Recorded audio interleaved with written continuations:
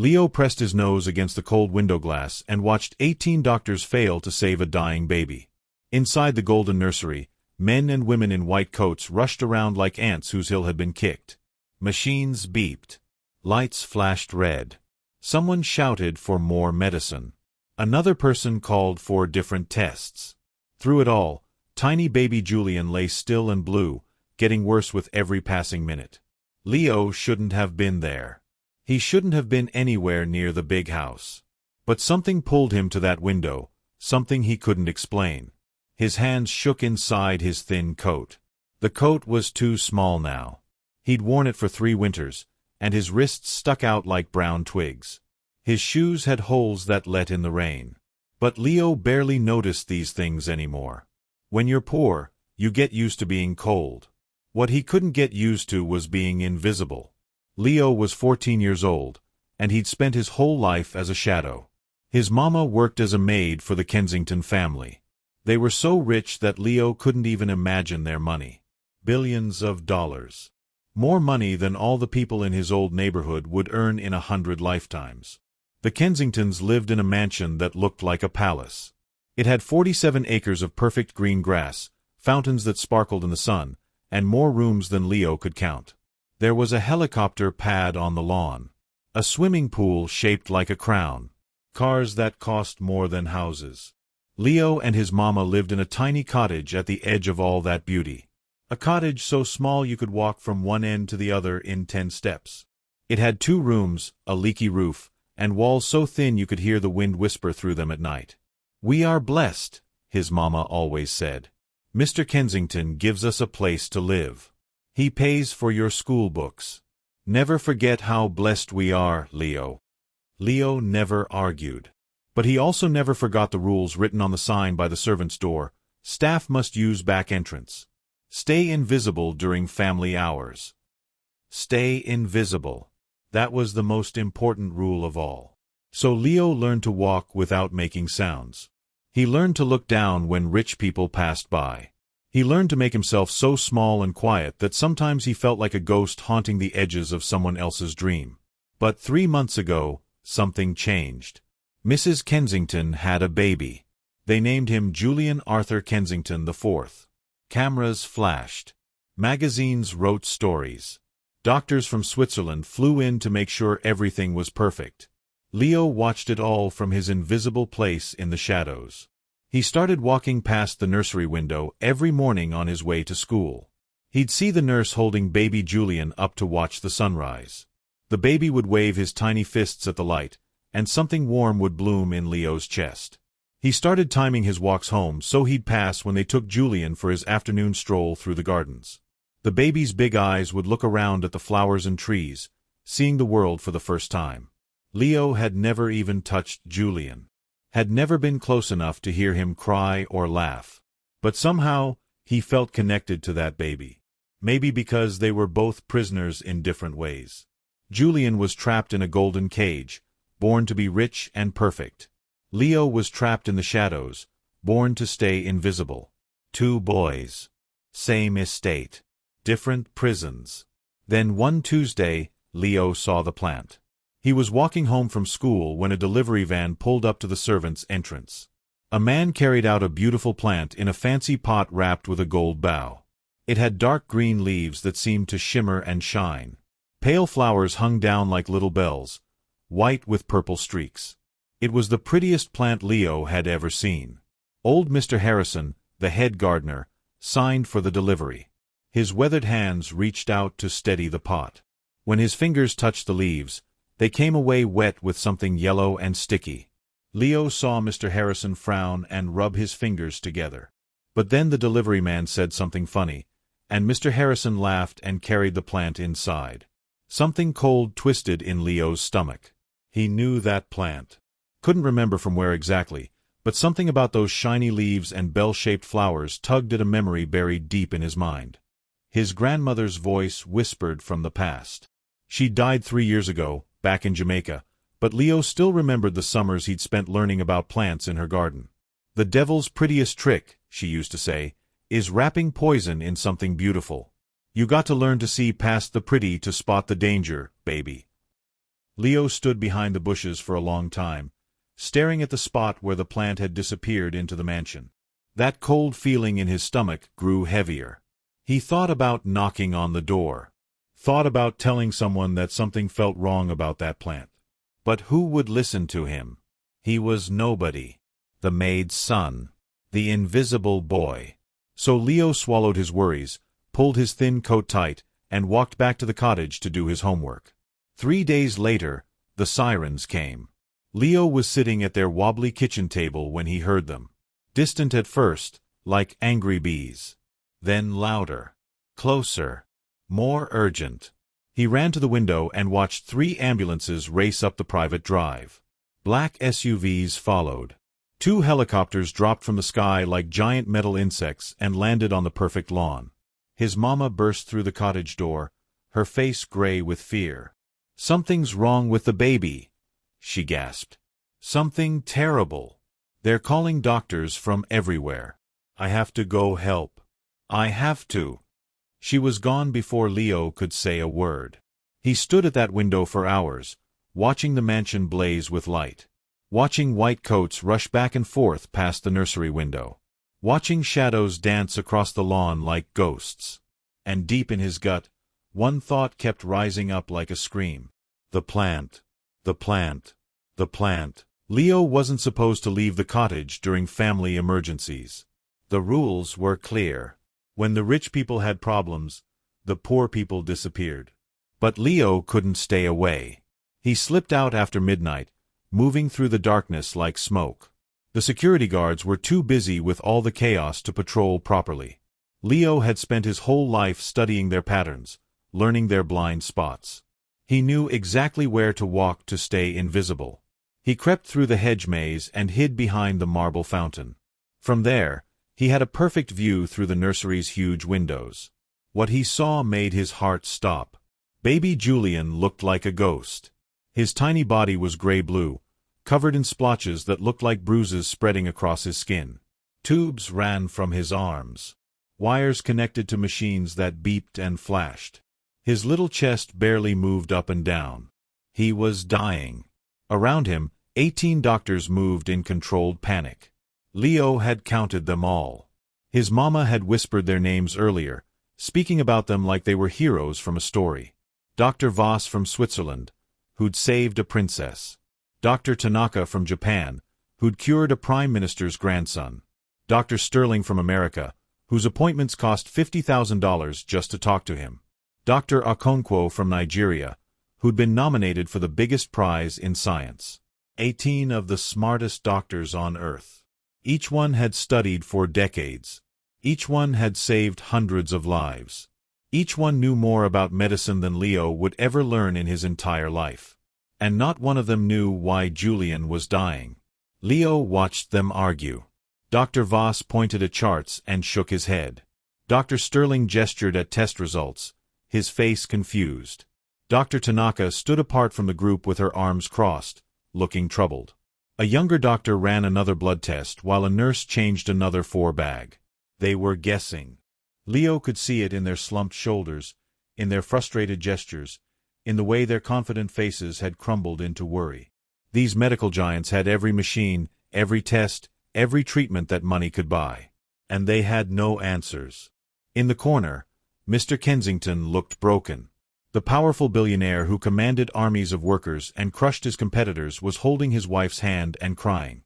Mrs. Kensington's perfect makeup was ruined by tears. Her designer dress was wrinkled. Her magazine cover beauty was destroyed by fear. Their money couldn't save their baby. Leo watched the doctors try theory after theory. "Bacterial infection," someone shouted. They pumped Julian full of antibiotics. Nothing changed. "It's viral," another doctor declared. They tried antiviral medicine. Julian got worse. Autoimmune response. They gave him drugs to calm his immune system. No improvement. Could be genetic. They ran DNA tests. The results made no sense.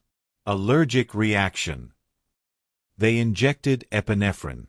It did nothing. Each theory started with confidence and ended in confusion. Each treatment was given with precision and failed with cruelty. Leo's hands gripped the cold fountain stone. His heart hammered against his ribs. Because he knew something they didn't. The plant was still there. Leo could see it clearly on the nursery windowsill, its pale bell-shaped flowers catching the harsh lights. Its dark leaves shimmered with that oily shine. The doctors walked past it constantly. They set their coffee cups next to it. They adjusted equipment around it. They never looked at it twice. It was invisible to them. Just like Leo. Then the memory hit him like lightning. He was 9 years old again, sitting on his grandmother's porch in Jamaica. The summer air was thick and sweet. Hummingbirds darted between flowers. His grandmother had a big old book with a cracked leather cover, filled with drawings of plants. "This one here," she'd said, her wrinkled finger pointing to bell-shaped flowers that looked exactly like the ones in the nursery. "We call it devil's trumpet. Fancy doctors call it something else. Digitalis." Leo remembered leaning closer to look. "It's pretty, Grandma. The devil's best work always is, baby." She'd turned to look at him with serious eyes. "The oils on these leaves, just touching them can make a grown man's heart beat wrong. Slow it right down till it stops. And if you're small, if you're a baby." She'd shaken her head slowly. "Even breathing near it too long can poison the blood. Makes you turn blue. Makes your heart forget how to beat right." Leo's grandmother hadn't gone to fancy medical schools. She'd learned healing from her mother, who learned from her mother, going back generations. She'd delivered babies in homes with no electricity. She'd cured fevers with bark and roots when there was no money for doctors. She'd saved lives with knowledge passed down through hundreds of years of survival. Knowledge the fancy doctors never learned in their expensive schools. She'd taught Leo about plants before she died. Not everything, she'd run out of time. But enough. Enough to recognize those leaves. Enough to remember the warning about the oily residue. Enough to understand what was happening to baby Julian. The doctors were looking in the wrong place. They were searching inside Julian's body for the enemy. Scanning his blood for invaders. Checking his organs for problems. Studying his DNA for mistakes. But the enemy wasn't inside Julian. It was sitting on the windowsill in a pretty pot with a gold bow, breathing its poison into the air every second. Its oily residue had probably gotten on Julian's crib, on his blankets, on the hands of nurses who'd touched it without knowing. Leo looked at the plant. Then at baby Julian turning bluer by the minute. Then at the 18 genius doctors who couldn't see what was right in front of them. Then he looked at the security guard making his rounds. At his mama's face through the kitchen window, exhausted and scared. At the cottage where they'd been allowed to live for 11 years. His mama's voice echoed in his head, "Stay invisible. Stay safe. Don't give them a reason to throw us out. We are blessed, Leo. Don't forget that." If he was wrong, they'd kick him out. They'd fire his mama. They'd lose everything. They'd be homeless with nowhere to go. If he was right and stayed silent, a baby would die. Leo's whole body trembled. His thin coat felt like it weighed 1,000 pounds. His shoes with their holes seemed stuck to the ground. He thought about staying invisible. About being safe. About keeping the only home he'd ever known. He thought about baby Julian's tiny fists waving at the sunrise. About those big eyes seeing the world for the first time. About how that baby had never hurt anyone, never asked to be born into all this money and pressure. He thought about his grandmother's last words to him before she died. "You see something wrong in this world, baby, and you got the power to fix it, then staying quiet makes you part of the wrong." Leo took a deep breath. Then another. Then he pulled his coat tight and ran toward the mansion's front door. Leo's worn-out shoes slapped against the marble steps as he ran. His heart pounded so hard it hurt. The massive front door loomed ahead, tall and golden, a door he'd never been allowed to touch. He grabbed the handle and pulled. Locked. He banged his fists against the wood. "Please. Someone. I can help. I know what's wrong." Nothing. His voice was too small, swallowed by the size of everything. Leo ran around the side, past the rose gardens, toward the servants' entrance. A security guard spotted him. "Hey, you can't be here." The guard's hand reached for his radio. "The baby!" Leo shouted. "I know what's making the baby sick. Get back to the cottage before I call your mother." But Leo didn't stop. He dodged left, using every trick he'd learned from years of staying invisible. He knew this estate better than any guard. He slipped through the service door before it closed, into the bright hallway that led to the main house. More voices shouted behind him. Footsteps thundered. But Leo was fast, and desperation gave him wings. He burst through the nursery door. The room went silent. 18 pairs of eyes turned to stare at him. The machines kept beeping, but every human voice stopped. Leo stood there in his too small coat and his shoes with holes, breathing hard. A poor black boy in a room full of the world's most powerful doctors. "Get him out of here." Mr. Kensington's voice cracked like a whip. "Security." "Wait." Leo held up his hands. "Please. I know what's wrong. I know why the baby's dying." Dr. Sterling stepped forward, his face twisted with anger and exhaustion. "Son, this is not the time for. It's the plant." Leo pointed at the windowsill. "That plant. It's poison." Every eye followed his finger. They saw the pretty plant with its shimmering leaves and pale flowers. The plant they'd walked past 100 times. "That's ridiculous," Dr. Voss said, his accent thick with disdain. "It's a decorative plant. It's devil's trumpet." Leo's voice shook but grew stronger. "Digitalis. The oil on the leaves, it slows the heart down. Makes you turn blue. The baby's been breathing it for 3 days. Digitalis." Dr. Okonkwo's eyes widened. She moved closer to the plant. "Wait. This is absurd," Mr. Kensington growled. "Remove this child immediately." 2 security guards grabbed Leo's arms. He struggled, tears streaming down his face. "Please. Just test it. Check the baby's blood for digitalis poisoning. Please. Wait." Dr. Okonkwo's voice cut through the chaos. She was touching the plant's leaves now, her gloved fingers coming away glistening. She lifted them to her nose, sniffed, and her face went pale. "Dear God." She spun to the other doctors. "Run a digoxin level test. Now." "Amara, you can't be serious," Dr. Sterling started. "Now," she commanded.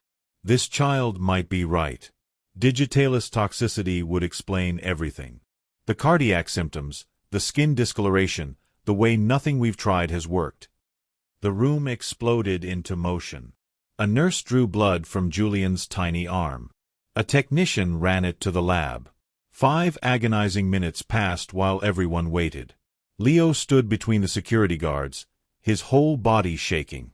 His mama had appeared in the doorway, her face frozen in horror and confusion. The lab results came back. Dr. Okonkwo read them and closed her eyes. When she opened them, they were wet with tears. Digitalis toxicity. Severe poisoning. He's right. The boy is right. The room erupted. Doctors shouted orders. Nurses moved with new purpose. Someone grabbed the plant and threw it out the window. Someone else started a new treatment, the antidote for digitalis poisoning. Digoxin-specific antibody fragments. Push them now. Get activated charcoal ready. Monitor cardiac function closely. For the first time in 3 days, the doctors knew what they were fighting, and they had weapons that could win. Leo watched through tears as baby Julian's color slowly began to change. The terrible blue faded bit by bit. His heart rate steadied on the monitors. His chest rose and fell more easily. He was going to live. Mrs. Kensington collapsed into her husband's arms, sobbing. Mr. Kensington's face crumbled, all his power and pride melting into raw gratitude. Dr. Okonkwo walked over to Leo. She knelt down so they were eye to eye. "What's your name?" "Leo, ma'am." "Leo, how did you know?" "My grandmother. She taught me about plants. Before she died. Dr. Okonkwo smiled, and more tears ran down her face. Your grandmother was a wise woman. And you, Leo, you just saved a life that 18 of the world's best doctors couldn't save. She stood and turned to the room, her voice ringing out. This boy saw what we missed. He had the courage to speak when we wouldn't listen. We should all be humbled. The other doctors nodded, shame and respect mixing on their faces. Mr. Kensington approached slowly. He looked at Leo for a long moment. Really looked at him, maybe for the first time ever. You saved my son's life, he said quietly. His voice cracked. I almost had you thrown out. I'm sorry. Leo didn't know what to say, so he just nodded. Your mother tells me you're brilliant, Mr. Kensington continued. That you get perfect grades despite having no resources. Is that true? Leo glanced at his mama, who was crying happy tears. I just try my best, sir. How would you like to go to the best schools? Medical school, if that's what you want? I'll pay for everything. It's the least I can do. Leo's world tilted. Medical school. The words didn't seem real. And your family will never worry about money or housing again, Mr. Kensington added. You have my word. That night, long after the doctors had stabilized Julian and started celebrating, Leo stood at the nursery window one more time. Inside, baby Julian slept peacefully, his color returned to healthy pink. His tiny chest rose and fell steadily. A nurse saw Leo watching and smiled. She opened the window. Would you like to come in? I think he'd like to meet the boy who saved his life. Leo stepped through. Not through the servant's entrance this time. Through the front. He walked to the crib and looked down at Julian. The baby's eyes opened, big and curious. His tiny hand reached up, and Leo offered his finger. Julian grabbed it with surprising strength. Hey there, little man, Leo whispered. You gave us all a scare. Julian made a small sound, almost like a laugh. In that moment, Leo understood something profound. His grandmother's wisdom, passed down through generations of people who'd been ignored and dismissed, had saved a life that all the expensive medical degrees couldn't save. Being poor didn't make him worthless. Being invisible didn't make him powerless. And the knowledge carried by people the world overlooked was just as valuable as anything taught in fancy schools. Sometimes the most important voice in the room is the one nobody expects to hear. Leo had been invisible his whole life.